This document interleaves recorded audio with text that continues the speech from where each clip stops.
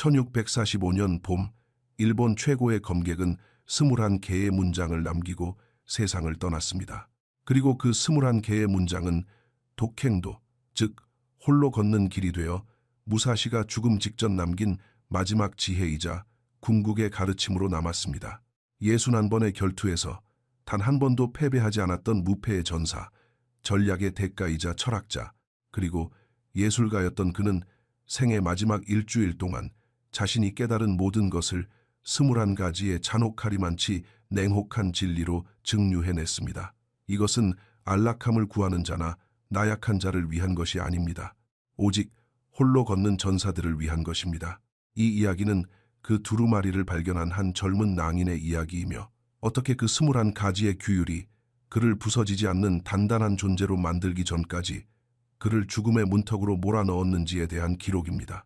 제1장 발견. 태시는 영암동굴이라 불리는 레이간도 밖 흙바닥에 무릎을 꿇고 죽음을 기다리고 있었습니다. 26살, 주군도, 가문도, 집도, 목적도 없는 낭인이었습니다. 그의 주군은 가문 간의 전쟁에서 패배했습니다.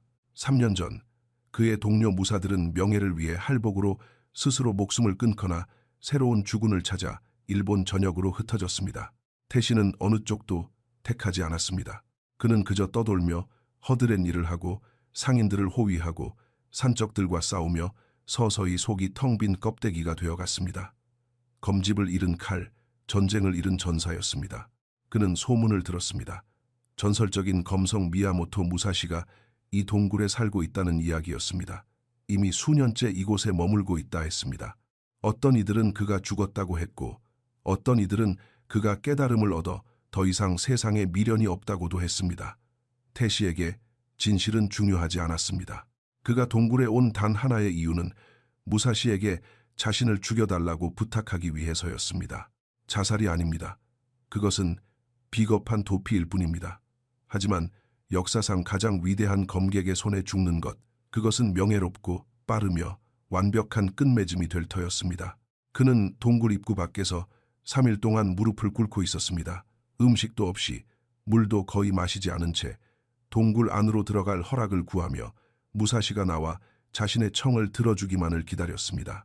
3일째 되던 날 저녁, 해가 산비탈 너머로 저물 무렵 동굴 안에서 목소리가 들려왔습니다. 들어오거라. 태시는 일어섰습니다. 다리에는 아무런 감각이 없었습니다. 그는 그 목소리가 그토록 쇠약할 줄은 예상치 못했습니다. 늙고 금방이라도 부서질 듯한 목소리였습니다. 그는 동굴로 들어갔습니다. 내부에는 작은 기름 램프 하나가 희미한 빛을 내며 좁은 공간을 비추고 있었습니다. 불필요한 것은 단 하나도 없는 소박한 공간이었습니다. 벽에 걸린 두루마리들, 두 자루의 검이 놓인 검거치대, 붓과 묵 그리고 종이가 전부였습니다.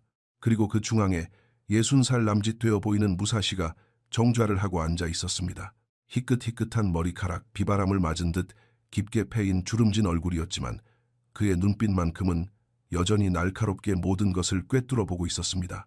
나에게 널 죽여달라 부탁하러 왔군. 무사시가 말했습니다. 질문이 아니었습니다. 네, 스승님. 어째서냐? 태시는 잠시 망설이다 입을 열었습니다. 제게는 목적이 없습니다. 주군은 돌아가셨고 가문은 사라졌습니다. 저는 저를 휘둘러줄 주인이 없는 검과 같습니다. 스승님의 손에 죽는 것이 제가 이룰 수 있는 가장 명예로운 최후일 것입니다. 무사시는 한참 동안 침묵했습니다.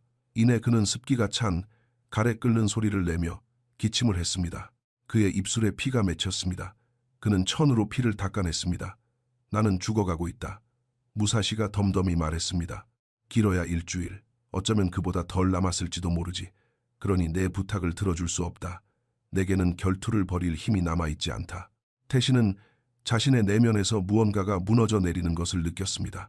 그의 마지막 계획마저 거절당한 것입니다. 하지만 무사시가 말을 이었습니다. 내가 죽기 전에 한 가지를 쓰고 있다. 21가지의 원칙. 내가 평생을 바쳐 깨달은 모든 것의 정수. 독행도, 즉 홀로 걷는 길에 대한 것이다. 그는 자신의 옆 낮은 탁자 위에 반쯤 적혀있는 두루마리를 가리켰습니다. 내가 진정 죽기를 원한다면 나는 너를 막을 수 없다. 하지만 네가 살고자 한다면 주군 없이도 스스로의 길을 걷는 진정한 전사로서 살고자 한다면 이곳에 남아도 좋다. 내가 이 두루마리를 완성하는 것을 도와라. 그리고 이것이 완성되면 나는 각 원칙이 무엇을 의미하는지 내게 가르쳐 주겠다. 말이 아닌 시험을 통해서 말이다. 시험 말씀이십니까? 태시가 물었습니다. 삶이 곧 시험이다. 너는 세상으로 나가 다양한 상황에 직면하게 될 것이고 이 원칙들로 살아갈 수 있을지 아니면 부서져 버릴지 스스로 증명하게 될 것이다. 태시는 늙은 대가와 두루마리 그리고 검거치대를 번갈아 보았습니다. 만약 제가 부서진다면요.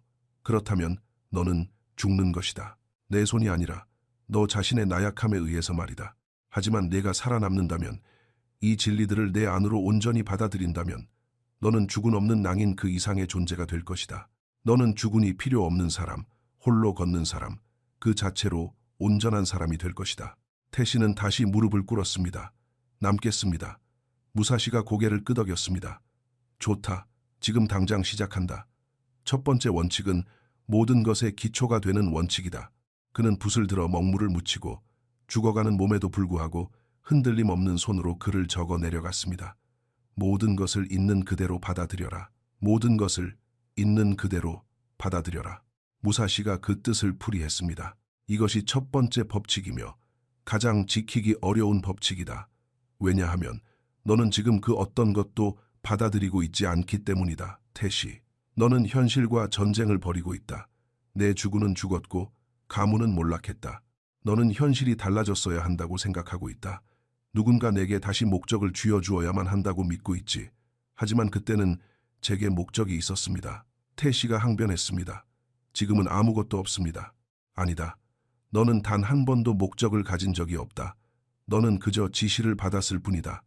누군가 너를 적에게 겨누면 너는 그저 검을 휘둘렀다. 그것은 목적이 아니다. 그것은 도구가 되는 것이다. 무사시는 붓을 내려놓았습니다. 목적은 내면에서 나오는 것이다. 하지만 현실과 싸우고 있는 동안에는 결코 그것을 찾을 수 없다. 있는 그대로를 받아들여라. 주군은 죽었다. 받아들여라. 가문은 흩어졌다. 받아들여라. 너는 혼자다. 받아들여라. 오직 그럴 때만이 너는 새로운 것을 쌓아 올릴 수 있다. 어떻게 말입니까? 태시가 물었습니다. 어떻게 그저 받아들일 수 있습니까? 세상으로 나가 현실이 너를 짓밟게 내버려 두어라. 네가 저항을 포기할 때까지 말이다. 그것이 너의 첫 번째 시험이다. 내일 너는 이 동굴을 떠날 것이다. 돈도 식량도 없이 오직 내 것만 챙겨서 말이다. 그리고 너는 7일 동안 무슨 일이 일어나든 그 모든 것을 받아들이며 생존해야 한다. 불평도, 저항도, 상황이 달랐기를 바라는 마음도 허락되지 않는다. 그리고 나서 네가 두 번째 원칙을 배울 준비가 되었는지 보도록 하겠다. 그날 밤 태시는 잠들지 못했습니다. 그는 무사시가 글을 쓰는 것을 지켜보았고 늙은 대가가 천의 피를 토해내는 것을 보았으며 고통 속에서도 붓을 멈추지 않는 것을 보았습니다. 이 죽어가는 노인이 자신의 죽음을 수용하면서도 이토록 의미 있는 무언가를 창조해낼 수 있다면 어쩌면 태시 자신도 자신의 삶을 수용하고 그 안에서 의미를 찾을 수 있을지도 몰랐습니다. 동트기 전 무사시는 그에게 작은 나무패 하나를 건넸습니다. 7일 뒤에 돌아오면 이것을 내게 보여라. 이것은 네가 떠났다가 다시 돌아왔음을, 죽음으로 사라지는 대신 계속 나아가기를 선택했음을 증명하는 징표다. 태시는 나무패를 받아들고 정중히 절한 뒤 자신이 더 이상 싸우지 않기로 결심한 세상 속으로 발걸음을 내디뎠습니다. 제2장 수용의 길. 원칙 1에서 3. 모든 것을 있는 그대로 받아들여라. 쾌락을 목적으로 추구하지 마라. 일시적인 감정에 의존하지 마라. 첫째 날, 태시는 가장 가까운 마을로 걸어갔습니다. 계획도 목적지도 없었습니다. 오직 7일 동안 일어나는 모든 일을 수용하겠다는 다짐뿐이었습니다. 1시간도 채 되지 않아 그는 시험에 들었습니다. 무장한 5명의 험악한 산적 무리가 길에서 그를 막아섰습니다. 내 놈의 칼과 가진 돈을 모두 내놔라. 우두머리가 요구했습니다. 과거의 태시였다면 분노를 터뜨리며 즉시 검을 뽑아들었을 것입니다. 자신을 모욕한 대가로 그들을 베어버렸을 것입니다. 하지만 무사시의 목소리가 귓가에 맴돌았습니다. 모든 것을 있는 그대로 받아들여라. 이 산적들은 존재하고 있다. 그들은 내게 요구를 하고 있다. 그것이 현실이다. 저항한다고 해서 현실이 바뀌지는 않는다. 싸우면 나의 자존심은 채워지겠지만 그 끝엔 무엇이 남는가? 내게 돈은 없소. 태씨가 차분하게 말했습니다. 그리고 이 검들은 내가 가진 유일한 가치 있는 물건이요. 당신들이 이것을 가져간다면 나는 그것을 받아들이겠소. 하지만 알아두시오. 나는 훈련받은 사무라이요. 당신들이 공격한다면 당신들 중 몇 명은 검을 빼앗기 전에 목숨을 잃게 될 것이요. 그것을 받아들일 수 있겠소? 우두머리는 그를 유심히 살폈습니다. 태씨의 눈에서 무언가를 보았습니다. 두려움도 허세도 아니었습니다. 그저 완벽한 수용, 현실이 요구한다면 기꺼이 죽음조차 받아들이겠다는 의지였습니다. 지나가라. 우두머리가 마침내 입을 열었습니다. 태씨는 가볍게 목례를 하고 걷던 길을 계속 갔습니다. 두 번째 시험은 그날 저녁에 찾아왔습니다.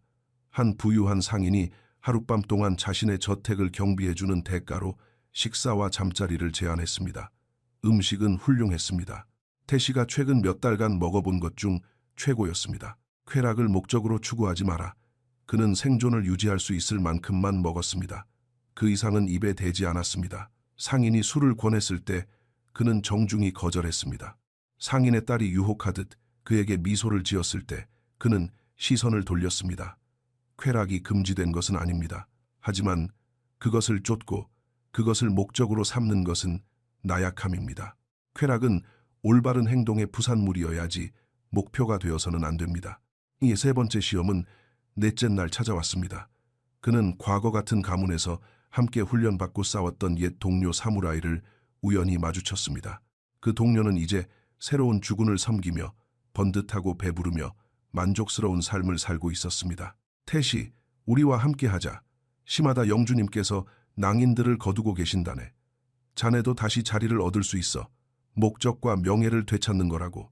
태씨의 마음 한구석은 그것을 간절히 원했습니다. 익숙한 체계, 소속감, 일시적인 감정에 의존하지 마라. 그는 안락함을 향해 끌리는 강렬한 유혹을 느꼈습니다. 하지만 그는 자신이 왜 그 동굴을 떠나왔는지 기억했습니다. 홀로 걸을 수 있는지 알아보기 위해 다른 주군에게서 빌려온 것이 아닌 내면에서 진정한 목적을 찾기 위해. 고맙네. 태씨가 대답했습니다. 하지만 나는 지금 다른 길을 걷고 있다네. 자네는 바보야. 그의 옛 동료가 말했습니다. 홀로 걷는 길 끝에 남는 건 죽음뿐이라고. 그럴지도 모릅니다. 하지만 그것은 태씨 자신의 죽음, 자신의 선택, 자신의 길이 될 것입니다. 7일 후 태씨는 동굴로 돌아왔습니다. 무사시는 눈에 띄게 쇠약해져 있었지만 태씨가 들어서자 그의 눈빛만은 날카롭게 빛났습니다. 돌아왔구나. 내 스승님, 무엇을 배웠는지 말해보아라. 수용은 포기가 아니라는 것을 배웠습니다. 그것은 현실을 명확히 보는 것입니다. 현실은 제가 무언가를 원하든 말든 신경 쓰지 않습니다. 현실과 싸우는 것은 고통만 낳을 뿐입니다. 하지만 현실을 받아들이면 지혜롭게 행동할 수 있는 공간이 생겨납니다. 그리고 쾌락은 쾌락 자체는 나쁜 것이 아니나 그것을 쫓는 것은 나약함이었습니다. 저는 배가 고플 때 먹었지만 맛을 탐하지는 않았습니다. 비를 피했지만 사치스러운 잠자리를 구하지 않았습니다. 그리고 일시적인 감정, 저는 다시 가문에 소속되고 싶은 강한 이끌림을 느꼈습니다. 하지만 그것은 단지 안전을 갈망하는 제 안의 일부일 뿐이었습니다. 일시적인 감정을 따른다는 것은 더 깊은 진실을 배신하는 것임을 깨달았습니다. 저는 그저 안전한 것 이상의 무언가를 원합니다. 무사시가 미소 지었습니다. 태씨가 무사시의 미소를 본 것은 처음이었습니다. 훌륭하다. 너는 기초를 깨우쳤다. 이제 그 위에 벽돌을 쌓겠다. 다음 3가지 원칙은 마음을 다루는 것이다. 그가 태씨에게 두루마리를 보여주었습니다. 새로운 글자들이 더해져 있었습니다. 자신은 가볍게 여기고 세상은 깊게 생각하라. 평생토록 욕망에 얽매이지 마라. 자신이 한 일에 후회하지 마라. 자신은 가볍게, 세상은 깊게, 평생 욕망에서 초연하라. 네가 한 일에 후회하지 마라. 무사시가 설명했습니다. 이 3가지는 너의 마음을 자아와 집착, 그리고 과거의 감옥으로부터 해방시키는 것이다. 너의 다음 시험은 이것이다. 너는 다음 7일 동안 한 마을에 머물며 도움이 필요한 모든 사람을 도울 것이다. 하지만 반드시 너 자신에 대해서는 아무것도 생각하지 말고 감사나 인정, 보상을 바라지 말아야 한다. 그리고 매일 하나의 욕망을 버려라. 그 욕망의 이름을 부르고 그것을 놓아주며 2번 다시 뒤돌아보지 마라. 만약 제가 실패한다면요. 그렇다면 너는 네가 아직도 무엇에 매달리고 있는지 알게 될 것이다. 그 발견 자체가 귀중한 가르침이 될 것이다. 제3장 마음의 원칙, 원칙사에서 6. 자신은 가볍게 여기고 세상은 깊게 생각하라. 욕망에 초연하라. 행동을 후회하지 마라. 태신은 해안가의 한 농촌 마을에 도착했습니다. 그는 도움이 필요한 자라면 누구에게든 곧바로 자신의 노동력을 제공했습니다. 지붕 수리가 필요한 노파를 위해 이틀 동안 볏짚을 엮었습니다. 노파가 품삯을 주려 하자 그는 거절했습니다. 노파가 기어코 밥을 챙겨주려 했을 때 그는 오직 물과 밥 조금만을 받았습니다. 노파가 그를 칭찬했을 때 그는 자신의 자만심이 고개를 드는 것을 느꼈습니다. 나는 좋은 사람이다. 나는 가치 있는 사람이다. 그리고는 즉시 그 생각을 털어냈습니다. 자신은 가볍게 여겨라. 한 어부가 그물을 끌어올릴 일손이 필요했습니다. 태신은 동틀역부터 해질역까지 일했습니다. 두 손에서는 피가 났고 등은 찢어질 듯 비명을 질렀습니다. 하지만 그는 무언가를 깨달았습니다. 자신에 대한 생각을 멈추고 자신의 고통을 관찰하는 것을 그만두고 이 일로 무엇을 얻을지 계산하는 것을 멈추자 일이 거짓말처럼 가벼워졌다는 것입니다. 쉬워진 것이 아니라 완전히 차원이 다른 가벼움이었습니다. 세상은 깊게 생각하라. 어부의 딸이 병에 걸렸습니다. 태신은 약을 구하기 위해 가장 가까운 마을까지 6시간을 걸어갔습니다. 그가 돌아왔을 때 아이는 이미 스스로 병을 이겨내고 회복한 상태였습니다. 그가 가져온 약은 이제 쓸모가 없어졌습니다. 과거의 태시였다면 헛수고를 했다며 좌절하고 시간을 낭비했다고 여겼을 것입니다. 지금의 태시는 아무런 감정도 느끼지 않았습니다. 그는 그 순간 옳다고 생각되는 행동을 했을 뿐입니다. 결과는 중요하지 않았습니다. 그는 온전한 헌신으로 그 길을 걸었고 그것으로 충분했습니다. 자신이 한 일에 후회하지 마라. 매일 밤 태시는 바닷가에 앉아 욕망을 하나씩 흘려보냈습니다. 첫째 날, 인정받고 싶은 욕망, 그것을 파도 속으로 흘려보냈습니다. 사라졌습니다. 둘째 날, 안락함에 대한 욕망, 파도 거품 속에 녹여보냈습니다. 사라졌습니다. 셋째 날, 여인의 사랑에 대한 욕망, 이것은 쉽지 않았습니다. 외로움은 생생한 현실이었습니다. 하지만 욕망, 누군가가 자신을 완전하게 만들어주길 바라는 그 갈급함은 나약함이었습니다. 어둠 속으로 흘려보냈습니다. 사라졌습니다. 넷째 날, 가문을 몰락시킨 자들에 대한 복수심. 그는 자신이 이런 마음을 품고 있는 줄조차 몰랐습니다. 하지만 내면을 깊숙이 들여다보자 가슴속에서 정의를 부르짖으며 조용히 타오르고 있는 분노를 발견했습니다. 그는 가만히 앉아 그 무게를 느낀 뒤 그것을 놓아주었습니다.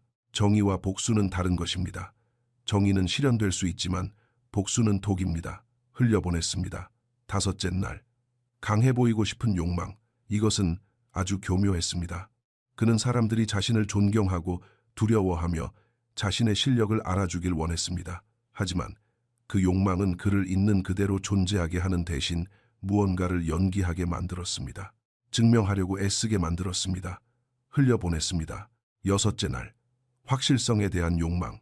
이 길을 걸으면 좋은 곳에 닿을 것이라는 무사시의 원칙을 따르면 성공과 안전과 의미가 보장될 것이라는 믿음이었습니다. 이것은 가장 깊은 뿌리를 내린 욕망이었습니다. 미래가 괜찮을 것이라는 보장. 하지만 삶은 그런 약속을 해주지 않습니다. 홀로 걷는다는 것은 불확실성 속으로 걸어 들어가는 것입니다. 현실이 결과를 보장하지 않는다는 것을 받아들이는 것입니다. 흘려보냈습니다. 일곱째 날, 그는 바다 곁에 앉아 아직 남은 욕망이 있는지 찾았습니다. 그리고 놓쳤던 하나를 발견했습니다. 특별해지고 싶은 욕망, 선택받은 존재가 되고 싶은 마음, 우주적으로 의미 있는 존재가 되고 싶은 자아의 마지막 방어기제였습니다. 나는 특별하다. 나는 중요하다. 우주는 나를 신경 쓴다. 하지만 우주는 신경 쓰지 않습니다. 별은 폭발하고 산은 깎여나가며 제국은 무너집니다. 태신은 그저 한 명의 인간, 짧은 생애를 사는 우주의 먼지보다도 작은 존재였습니다. 그런데 이상하게도 그 욕망을 내려놓자 절망이 찾아오지 않았습니다. 오히려 완전한 자유가 찾아왔습니다. 그가 우주적으로 중요한 존재가 아니라면 그는 자신만의 세계에서 자유롭게 의미를 가질 수 있는 것입니다. 목적 없이 걷고 이유 없이 선을 행하며 보상 없이 남을 돕는 자유, 흘려보냈습니다. 전부 다 바다로, 어둠 속으로 모두 사라졌습니다. 그가 동굴로 돌아왔을 때 무사시는 누워 있었습니다. 숨을 쉬는 것조차 버거워 보였습니다.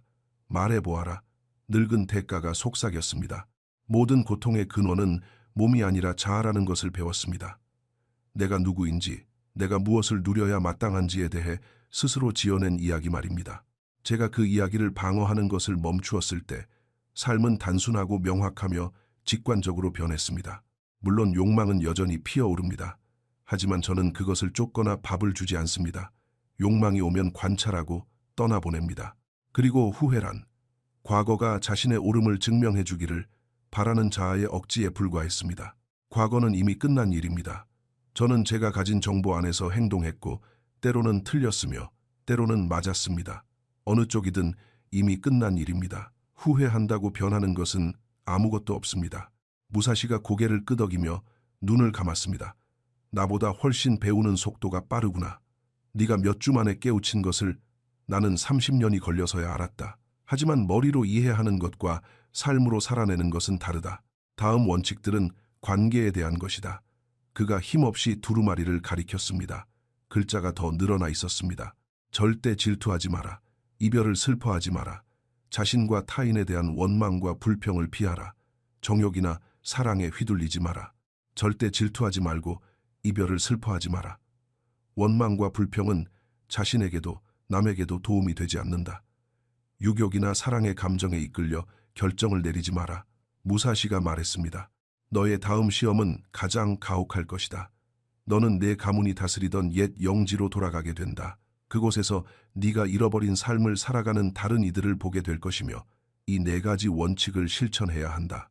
질투, 슬픔, 원망, 집착 없이 과거를 마주할 수 있겠느냐. 태시는 가슴이 조여오는 것을 느꼈습니다. 그것은 잔인한 시험이었습니다. 노력해보겠습니다. 아니, 무사시가 잘라 말했습니다. 노력한다는 건 없다. 하거나 하지 않거나 둘 중 하나다. 노력이라는 건 반쪽짜리 마음이다. 전사는 노력하지 않는다. 온전히 헌신하거나 아예 돌아서거나 둘 중 하나다. 어느 쪽을 택하겠느냐? 헌신하겠습니다. 좋다. 동틀역에 떠나라. 네가 돌아올 즈음 나는 아마 세상에 없을 것이다. 하지만 이 원칙들이 내 안에 살아 숨쉰다면 나는 성공한 것이니 내 죽음 따위는 중요치 않다. 제4장 관계의 원칙. 원칙 7에서 10. 절대 질투하지 마라. 이별을 슬퍼하지 마라. 원망과 불평을 피하라. 정욕이나 사랑에 휘둘리지 마라. 태시는 옛 영지가 내려다 보이는 언덕에 섰습니다. 3년 만이었습니다. 다나카 영주가 전투에서 전사하고 모든 것이 무너져 내린 지 3년. 이제는 새로운 영주가 다스리고 있었고 새로운 깃발이 나부꼈으며 새로운 무사들이 영내를 거닐고 있었습니다. 그가 없는 삶이 아무렇지 않게 이어지고 있었습니다. 절대 질투하지 마라. 마을로 들어서자 익숙한 얼굴들이 곧바로 눈에 띄었습니다. 과거 그의 검술 스승이 이제는 새로운 영주의 병사들을 훈련시키고 있었습니다. 태시가 배웠던 바로 그 동작으로 제자들을 가르치는 모습을 보며 질투심이 치밀어 올랐습니다. 저 자리는 내 자리여야 해. 내가 저 사람보다 실력이 뛰어나잖아. 훨씬 훌륭하다고. 그는 그 감정을 느끼고 관찰하고 이내 지나가게 내버려 두었습니다. 질투는 불공평한 세상에서 특별 대우를 요구하는 자아의 발버둥이었습니다. 태시가 왜 특별해야 합니까? 특별할 것은 아무것도 없습니다. 스승은 새로운 영주를 섬기기로 한 다른 선택을 내렸기에 그 자리에 있는 것입니다. 그것이 그의 길이었습니다. 태시의 길은 달랐습니다. 어느 길이 더 우월한 것은 없습니다. 찻집에서 그는 악한 애를 보았습니다. 그의 연인은 아니었지만 연인이나 다름없었던 여인이었습니다. 가문이 몰락하기 전 그들은 만남을 이어가고 있었고 혼담까지 오갔던 사이였습니다. 이제 그녀는 다른 사무라이의 아내가 되어 있었습니다. 배가 뚜렷하게 부른 채로 행복해 보였습니다. 이별을 슬퍼하지 마라. 생각보다 고통이 날카롭게 가슴을 찔렀습니다. 질투가 아니라 상실감이었습니다. 그녀와 함께 상상했던 미래는 죽었습니다. 그녀는 앞으로 나아갔고 그가 없는 삶을 지어 올렸습니다. 그는 그 고통을 고스란히 느꼈습니다. 고치려 하거나 피하려 하지 않고 그 자리에 머물게 두었습니다. 이별은 피할 수 없는 것입니다. 사람들은 삶을 지나가며 인연을 맺고 또 흩어집니다. 이미 사라진 것을 붙잡으려 하는 것이 고통을 만들어냅니다. 이별은 자연스러운 것이며 모든 것은 변한다는 사실을 받아들이자 평화가 찾아왔습니다. 그가 길 건너편에서 그녀를 향해 목례를 했습니다. 그녀도 그를 보았습니다. 놀라움이 그녀의 눈을 스쳤습니다. 이내 슬픔이 묻어났지만 그녀는 이내 몸을 돌려 남편에게로 향했습니다. 그것이 맞습니다. 그녀의 삶은 거기에 있고 그의 삶은 이곳에 있습니다. 선술집에서 그는 옛 가문의 무사 3명과 마주쳤습니다. 그들은 태씨를 알아보고 술을 샀으며 옛 이야기를 나눴습니다. 하지만 곧 대화의 분위기가 바뀌었습니다. 우리는 남았지, 한 명이 말했습니다. 모든 게 무너졌을 때 우리는 자존심을 굽히고 새 영주를 섬겼어. 그래서 살아남았고 명예를 지켰지. 자넨 어디 있었나? 원망과 불평은 자신과 타인 모두에게 도움이 되지 않는다. 그들은 태씨가 떠난 것에 불평하고 있었습니다. 그가 다른 길을 택한 것을 원망하며 그의 선택을 깎아내림으로써 자신들의 선택을 정당화하려 했습니다. 태씨의 마음 한구석에서도 자신을 방어하고 논쟁하고 자신의 길이 옳았음을 증명하고 싶은 충동이 일었습니다. 하지만 그것은 원망과 불평이라는 똑같은 함정에 빠지는 것이었습니다. 자네들은 자네들의 선택을 했지. 태씨가 차분히 대답했습니다. 나는 내 선택을 했고 두 길 모두 가치가 있고 두 길 모두 대가가 따르지. 나는 자네들이 남은 것을 원망하지 않네. 자네들도 내가 떠난 것을 원망하지 않았으면 좋겠군. 하지만 자네는 우릴 버렸어. 아니, 나는 그저 다른 길을 걸은 것뿐이네. 버렸다는 건 내가 자네들에게 빚진 게 있는데 갚지 않았다는 뜻이겠지. 하지만 나는 자네들에게 빚진 게 없네. 우리는 같은 영주를 섬겼을 뿐이야. 영주께서 돌아가셨고 그 결속은 끝난 거네. 그것은 버림이 아니라 현실이라네. 한 명이 화를 내며 벌떡 일어났습니다. 자네가 우리보다 더 낫다고 생각하나 보지? 아니, 나는 내가 자네들과 다를 뿐이라고 생각하네. 그건 다른 문제야. 그들은 싸우지 않았지만 화해하지도 않았습니다. 그래도 괜찮았습니다. 태씨는 그들의 인정이나 용서를 구하는 것이 아니었으니까요. 4번째 시험은 그날 밤 여관에서 찾아왔습니다. 아름답고 당돌한 여인이 그에게 다가왔습니다. 당신을 기억해요. 그녀가 말했습니다. 태씨, 당신이 훈련하는 모습을 자주 지켜보곤 했죠. 정말 인상적이었어요. 그녀가 그의 곁에 바짝 다가앉았습니다. 아주 의도적인 밀착이었습니다. 정욕이나 사랑에 휘둘리지 마라. 강렬하고 육체적인 욕망이 끌어올랐습니다. 3년 동안 홀로 길을 걸어온 외로움이 갑작스레 짓누르는 듯했습니다. 아주 쉬운 일이었습니다. 하룻밤의 온기, 교감, 해방감. 하지만 무사시의 말이 떠올랐습니다. 정욕이나 사랑에 휘둘리지 마라. 아무것도 느끼지 말라는 것도 욕망을 억누르라는 것도 아니었습니다. 그의 이끌려가지 말라는 뜻이었습니다. 욕망은 그곳에 있었습니다.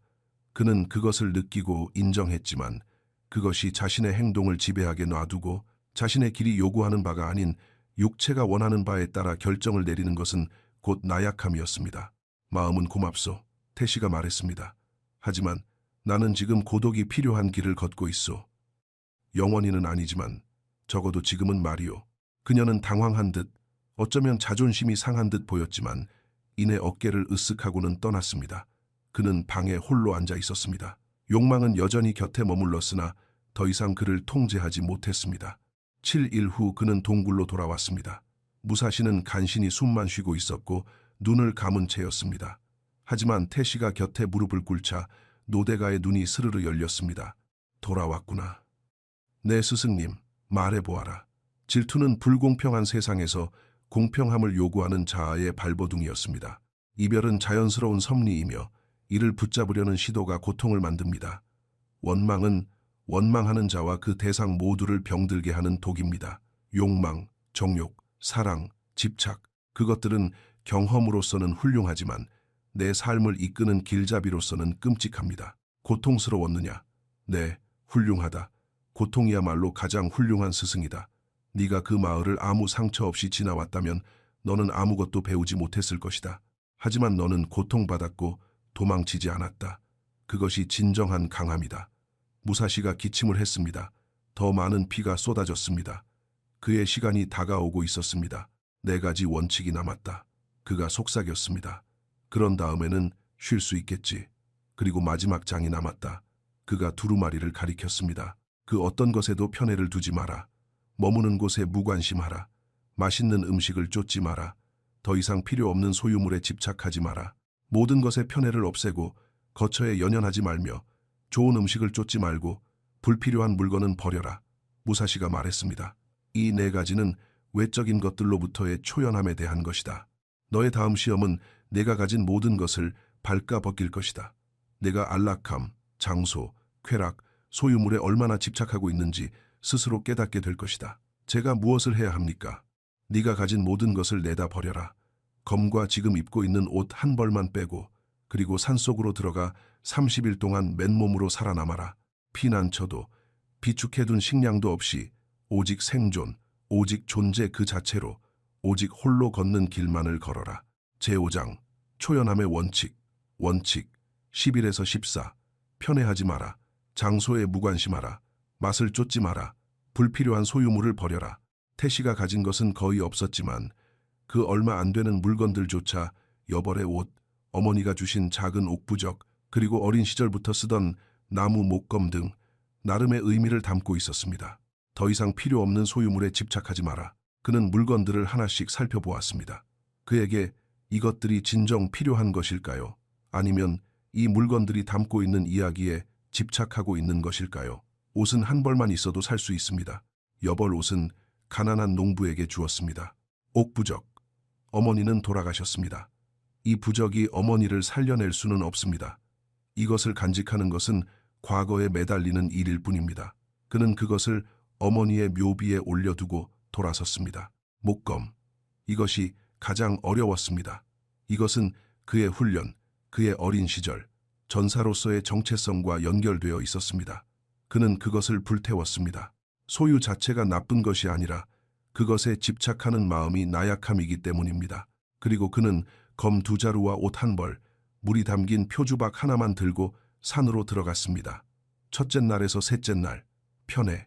그는 끊임없는 굶주림에 시달렸습니다. 그의 몸은 쌀, 생선, 따뜻한 국물 같은 특정한 음식을 원하며 비명을 질렀습니다. 모든 것에 편애를 두지 마라. 하지만 산은 산이 내어주는 것만을 허락했습니다. 산딸기, 나무뿌리, 운이 좋은 날에는 물고기나 작은 짐승을 잡았습니다. 어떤 날은 쓴맛이 났고 어떤 날은 아무 맛도 나지 않았으며 어떤 날은 입에 풀칠조차 간신히 했습니다. 그는 선호하는 맛 없이 그저 주어지는 대로 먹었습니다. 무엇이든 주어짐에 감사했습니다. 셋째 날, 그는 운 좋게 야생 산딸기 굴락을 발견했습니다. 달콤하고 맛있는 향에 입안에 침이 고였습니다. 그는 영양분을 보충하는데 딱 필요한 만큼만 먹었습니다. 그 이상은 입에 대지 않았습니다. 그것은 융통성 없는 고집이 아니라 쾌락의 맛을 추구하는 순간 갈망이 생겨나고 산딸기가 떨어졌을 때 그 갈망이 고통으로 변한다는 것을 알았기 때문입니다. 넷째 날에서 열째 날, 장소. 그는 건조하고 비바람을 피하기 좋으며 위치도 훌륭한 동굴을 발견했습니다. 하지만 이틀 뒤 그는 억지로 그곳을 떠났습니다. 머무는 곳에 무관심하라.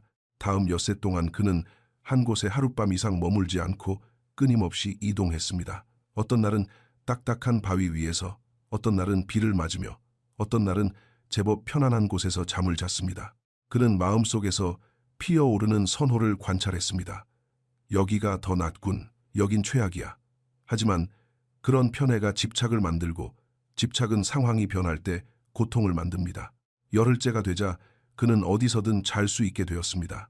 바위도 푹신한 땅과 똑같이 느껴졌고 쏟아지는 비도 따뜻한 은신처와 다르지 않았습니다. 몸은 체온과 건조함을 필요로 했지만 그의 마음은 더 이상 장소의 좋고 나쁨을 평가하지 않았습니다. 장소는 그저 장소일 뿐이었습니다. 11째 날에서 20째 날, 생존. 폭풍이 몰아쳤습니다. 사흘 동안 차가운 비가 내렸습니다. 태시는 나뭇가지로 작은 가림막을 만들고 근근히 연명할 음식만 구했습니다. 안락함? 그런 것은 없었습니다. 그는 춥고 젖어 있었으며 굶주렸습니다. 하지만 흥미로운 일이 일어났습니다. 안락함에 대한 편애와 집착이 사라지자 그 불편함은 그저 하나의 감각이 될 뿐 고통이 되지 않았습니다. 그저 차갑고 젖었고 배고플 뿐이었습니다. 고통이란 이런 일이 일어나서는 안 된다고 소리치는 마음에서 비롯됩니다. 하지만 그가 그 소리를 멈추고 추위를 나쁜 추위가 아니라 그저 추위라는 사실 자체로 받아들이자 고통은 사라졌습니다. 감각은 남아 있었으나 고통은 없었습니다. 21째 날에서 30째 날, 마지막 시험, 21하루째 되는 날, 태씨는 병에 걸렸습니다. 열과 구역질, 쇠약함이 찾아왔습니다. 잘못된 것을 먹었거나 추위로 몸이 상한 모양이었습니다. 어느 쪽이든 그는 병들었고 어쩌면 죽어가고 있었습니다. 예전의 태씨였다면 공포에 질려 도움을 청하거나 시험을 포기하고 산을 내려갔을 것입니다. 지금의 태씨는 그저 그 상태로 존재했습니다. 만약 이것이 죽음이라면 이 또한 죽음일 뿐입니다. 그는 원칙에 따라 살았고 자신의 길을 걸었습니다. 그 길이 이곳 산속에서 홀로 끝난다 해도 그것으로 좋겠습니다. 전장에서 죽든 늙어서 침대에서 죽든 그 어느 쪽보다 더 낫거나 나쁠 것도 없었습니다. 생과 사에 있어서도 그 어떤 편애를 두지 마라. 24흘째 되던 날 열이 내렸습니다. 몹시 마르고 기력이 쇠했지만 그는 살아남았습니다. 남은 엿새 동안 그는 천천히 숲을 거닐며 부드러운 생존의 방식을 찾고 마음을 통합하며 몸을 회복했습니다. 30째 날 그는 산을 내려왔습니다. 그가 가진 것은 2자루의 검과 몸에 걸친 옷 한 벌뿐이었습니다. 집도, 가문도, 주군도, 소유물도, 편애도, 집착도 없었습니다. 그리고 그는 완벽한 자유를 느꼈습니다. 행복하지도 슬프지도 그 어떤 것도 아닌 그저 맑고 깨끗하게 깨어 숨쉬고 있음을 느꼈습니다. 그가 레이간도 동굴로 돌아왔을 때 무사시는 의식이 거의 없었습니다. 무사시가 예전에 언급했던 또 다른 제자 마고노조가 그의 곁을 지키고 있었습니다. 태시로군, 마고노조가 말했습니다. 스승님께서 널 기다리고 계셨다. 태시는 무사시 곁에 무릎을 꿇었습니다. 늙은 대가가 눈을 뜨고 희미하게 미소 지었습니다. 살아남았느냐? 네, 스승님. 말해보아라. 편애는 고통을 낳습니다. 머무는 장소는 아무런 의미가 없습니다. 음식은 그저 연료일 뿐이며 소유물은 짐에 불과합니다. 그 어떤 것도 중요하지 않습니다. 오직 걷는 길만이 중요하며 내딛는 발걸음만이 의미가 있을 뿐입니다. 훌륭하다. 이제 마지막 한 장이 남았다. 길 그 자체에 대한 마지막 원칙들이다. 무사시의 목소리가 잦아들고 있었습니다. 마고노조가 그에게 물을 먹여주었습니다. 이 마지막 7가지는 무사시가 헐떡이며 속삭였습니다. 핵심 중의 핵심이다. 앞선 모든 원칙들은 결국 이것을 향해 쌓아 올려진 것이다. 그가 두루마리를 가리켰습니다. 관습적인 믿음을 따르지 마라. 유용하지 않은 무기는 수집하지 마라. 죽음을 두려워하지 마라. 노후를 위해 재물을 탐하지 마라. 부처와 신을 존경하되 그들의 도움에 의지하지 마라. 명예를 지키기 위해 몸은 버릴지언정 돈은 버리지 마라. 절대 도의 길에서 벗어나지 마라. 관습을 따르지 말고 쓸모없는 무기를 모으지 말며 죽음을 두려워하지 말고 노후를 위해 집착하지 마라. 신을 공경하되 기대지 말고 몸은 버려도 명예는 지키며 절대 이 길에서 벗어나지 마라. 무사시가 말했습니다. 이 마지막 7가지는 시험을 통해 배울 수 있는 것이 아니다. 남은 평생 동안 그저 삶으로 살아내야만 하는 것이다. 약속해 다오. 이 길을 걷겠다고 약속드립니다. 무사시는 눈을 감았습니다. 그렇다면 내일은 끝났다. 두루마리도 완성되었다. 원본은 마고노조가 보관할 것이다. 너는 이 원칙들을 내 존재 자체에 새기고 걸어가거라. 그것으로 충분하다. 스승님, 태시가 불렀습니다. 이제 돌아가시는 겁니까? 곧 오늘 밤이 될지 내일이 될지 중요하지 않다. 죽음은 그저 지나가는 수많은 순간 중 하나일 뿐이다. 나는 죽음을 두려워하지 않는다. 너 또한 그러해야 한다. 제6장 도의 원칙. 원칙 15에서 21. 관습적인 믿음을 따르지 마라. 유용한 무기만 취하라. 죽음을 두려워하지 마라. 노후를 위한 재물을 탐하지 마라. 신을 존경하되 의지하지 마라. 몸은 버릴지언정 명예는 지켜라. 절대 길에서 벗어나지 마라. 무사시는 그날 밤 동굴에서 평온하게 숨을 거두었습니다. 자신이 깨달은 마지막 지혜를 기록한 그곳에서 마고노조와 태시가 그의 임종을 지켰습니다. 그의 마지막 남긴 말은 이것이었습니다. 길은 계속된다. 계속 걸어가거라. 장례를 치른 후 마고노조는 태시에게 완성된 두루마리를 보여주었습니다. 스승님께서는 네가 이 마지막 7가지 원칙을 가르침이 아닌 삶을 통해 직접 깨닫기를 원하셨다. 하지만 스승님께서 수년 전 내게 해주셨던 말씀을 내게도 전해주마. 두 사람은 동굴 입구에 나란히 앉아 산 너머로 떠오르는 아침 해를 바라보며 이야기를 나누었습니다. 원칙 15. 관습적인 믿음을 따르지 마라. 세상은 전사가 어때야 하는지, 명예란 무엇인지, 성공이란 어떤 모습인지에 대해 끊임없이 관습을 만들어낸다. 스승님은 말씀하셨다. 모든 믿음을 시험해보라. 효과가 있는 것은 취하고 아닌 것은 버려라. 세상 모두가 믿는 것이라 할지라도 그것이 진실이 아니라면 과감히 내다 버려라. 원칙 16. 유용하지 않은 무기는 수집하지 마라. 스승님은 평생 장검과 단검, 단 두 자루의 검만을 지니셨다. 그것이 그가 필요로 하는 전부였기 때문이다. 그 이상은 짐이 될 뿐이다. 사람들은 무기와 갑옷, 전리품을 모으며 그것이 자신을 강하게 만들어줄 거라 착각하지만 그것은 그저 집착을 낳을 뿐이다. 원칙 17. 죽음을 두려워하지 마라. 이것이 핵심이다. 죽음에 대한 두려움은 모든 나약함의 뿌리다. 두려움은 너를 망설이게 하고 타협하게 하며 무언가에 매달리게 만든다. 스승님은 61번의 결투에서 61번의 죽음을 마주하셨다. 단 한 번도 패배하지 않으셨던 이유는 단 한 번도 죽음을 두려워하지 않으셨기 때문이다. 그는 결투에 나설 때마다 자신이 죽을 수도 있다는 사실을 완벽히 수용했다. 그 수용이 역설적으로 완벽하게 검을 휘두를 수 있는 완전한 자유를 주었던 것이다. 원칙 18. 노후를 위해 재물을 탐하지 마라. 아무것도 계획하지 마라. 아무것도 움켜쥐지 마라. 미래는 불확실한 것이다. 그것을 통제하려 드는 순간 불안과 집착이 싹 튼다.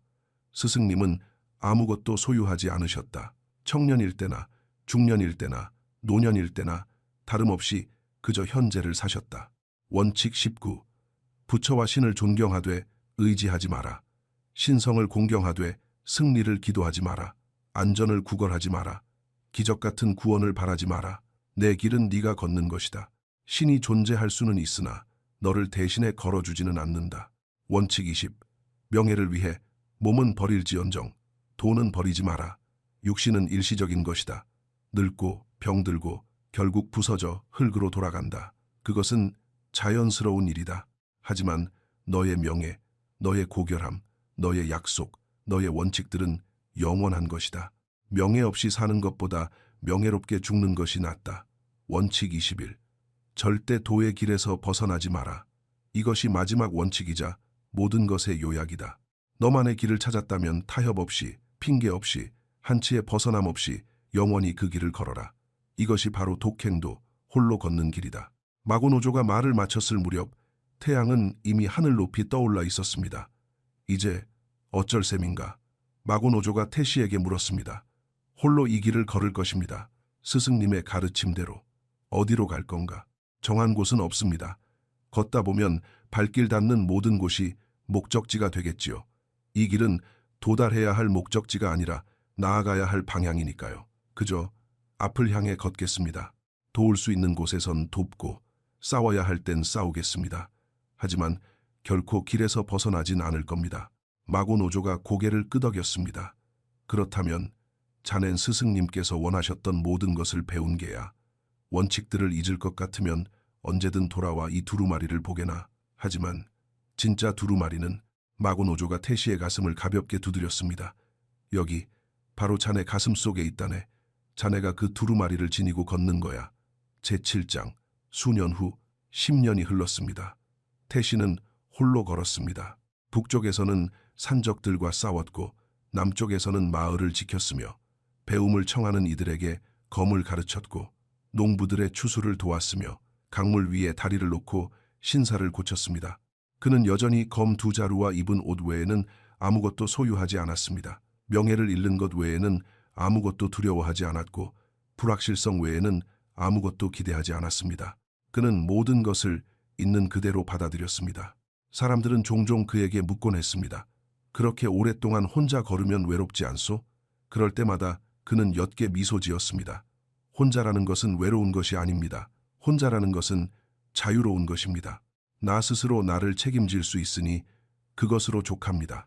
다른 이들은 또 물었습니다. 정착할 집이나 가족, 안정된 삶을 원하지 않소? 무언가를 원하면 고통이 생깁니다.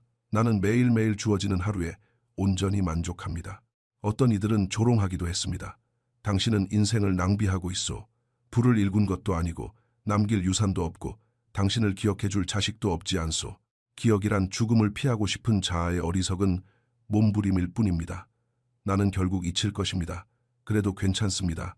나는 살아있는 동안 나의 길을 걸었으니까요. 중요한 것은 그것뿐입니다. 어느 날 한 산골 마을에서 태씨는 젊은 낭인을 만났습니다. 20살 남짓 되어 보이는 절망에 빠져 길을 잃고 속이 텅 비어버린 죽은 잃은 낭인이었습니다. 소년이 그에게 다가왔습니다. 당신에 대한 이야기를 들었습니다. 방랑자 태씨, 미야모토, 무사시의 제자였다고 들었습니다. 독행도를 아신다지요. 나는 그 길을 살았고 지금도 살고 있다네.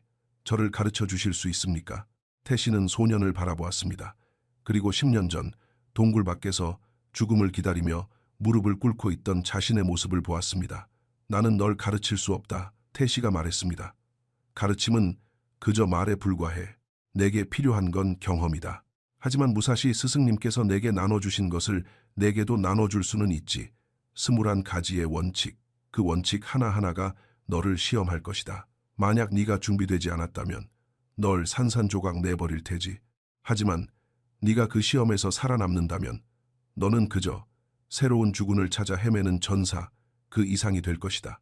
주군이 필요 없는 진정한 무사가 되는 것이다. 소년의 눈에 빛이 돌았습니다. 네, 부탁드립니다. 무엇이든 하겠습니다. 좋다. 당장 시작한다. 첫 번째 원칙은 모든 것의 기초가 되는 원칙이다. 태씨는 나뭇가지를 주어 흙바닥에 글자를 적었습니다. 수용, 받아들여라. 모든 것을 있는 그대로 받아들여라. 내 주군은 죽었다. 내 가문은 사라졌다. 너는 혼자다. 현실과 싸우지 마라. 받아들여라. 오직 그럴 때만이 새로운 것을 세울 수 있다. 어떻게요? 소년이 물었습니다. 어떻게 그냥 받아들입니까? 세상 밖으로 나가 현실이 널 철저히 부수게 내버려 두어라. 네가 저항을 멈출 때까지. 그것이 첫 번째 시험이다. 내일 너는 아무것도 없이 이곳을 떠날 것이다. 돈도 식량도 없이 오직 내 것만 들고 7일 동안 어떤 일이 일어나든 군말 없이 받아들이며 살아남아라. 불평도 저항도 상황이 달랐으면 하는 기대도 버려라. 소년의 얼굴에 두려움이 스쳤으나 이내 굳은 결의로 바뀌었습니다. 그러고 나면 네가 두 번째 원칙을 받아들일 준비가 되었는지 보마. 그날 밤 태씨는 무사시를, 그 동굴을, 자신의 인생을 바꾼 두루마리를 떠올렸습니다. 노대가는 세상을 떠났지만 그의 지혜는 태씨 안에, 마고노조 안에, 이 소년 안에, 그리고 스스로 홀로 걷기를 선택한 모든 이들 안에 살아 숨쉬고 있었습니다. 길은 말이나 글이 아니라 삶 그 자체를 통해 세대에서 세대로, 스승에서 제자로 끊임없이 이어지고 있었습니다. 그것으로 충분했습니다. 마지막 깨달음, 궁극의 진리. 수십 년이 흘러 태씨는 60살 즈음의 노인이 되었습니다. 희끗희끗한 머리, 주름진 얼굴. 하지만 그의 눈빛만큼은 무사시처럼 여전히 날카롭고 맑게 빛나고 있었습니다. 그는 동굴에 살고 있었습니다. 무사시의 동굴은 아니었지만 그곳처럼 소박하고 텅 빈 공간이었습니다. 제자들이 찾아오면 가르쳤고 그들은 다시 떠나갔습니다. 순환은 계속되었습니다. 어느 날 저녁 한 제자가 물었습니다. 스승님, 21가지 원칙 중 가장 중요한 것은 무엇입니까? 태씨는 미소 지었습니다. 모두가 중요하지만 굳이 다른 모든 원칙을 열어주는 단 하나의 마스터키를 골라야 한다면 그것은 17번째 원칙이다. 죽음을 두려워하지 마라. 제자가 의아해하자 태씨가 설명을 이었습니다. 그렇다. 죽음에 대한 두려움이야말로 모든 집착의 뿌리이기 때문이다. 결핍이 두려워 물건에 집착하고, 잊히는 것이 두려워 타인의 인정을 구하며, 가진 것을 잃을까 두려워 위험을 피하고, 결과가 두려워 명예를 저버리는 것이다. 하지만 죽음을 단지 머리가 아니라 뼛속 깊은 세포 하나하나로 진정으로 수용하게 될 때 모든 것이 바뀐다. 너는 완벽하게 자유로워진다. 세상이 대체 너를 무엇으로 협박할 수 있겠느냐? 죽음으로. 너는 이미 그것을 받아들였다. 상실감으로. 너는 이미 집착을 버렸다. 고통으로. 너는 이미 고통과 화해했다. 무사시 스승님께서 61번의 결투에서 모두 승리할 수 있었던 건 그가 매 결투마다 이미 죽은 자로서 임했기 때문이다. 자포자기나 무모함이 아니다. 죽음에 대한 두려움으로부터의 완벽한 해방이다. 그 해방감이 망설임도 물러섬도 의심도 없는 완벽한 일격을 만들어낸 것이다. 제자는 심각한 표정을 지었습니다. 하지만 죽음을 두려워하는 건 인간의 자연스러운 본능 아닙니까? 어떻게 그것을 멈출 수 있습니까? 두려움을 멈추는 게 아니다. 그 두려움을 관통하여 걸어나가는 것이다. 매일 죽음을 정면으로 응시하라. 인정하고 받아들여라. 그러면 마침내 두려움은 힘을 잃는다. 죽음의 무게가 가벼워져서가 아니라 네가 죽음의 불가피함에 익숙해졌기 때문이다. 그때 비로소 너는 자유롭게 너만의 길을 걸을 수 있게 된다. 보상 없이 남을 돕고 무언가를 증명하려 애쓰지 않으면서도 강해지며 혼자이돼 외롭지 않고 두려움 없이 살며 후회 없이 죽을 수 있다. 그것이 바로 독행도다. 홀로 걷는 길, 고독한 길이 아니라 해방의 길이다. 다른 누구도 널 대신에 걸어줄 수 없기에 홀로 걷는 것이다.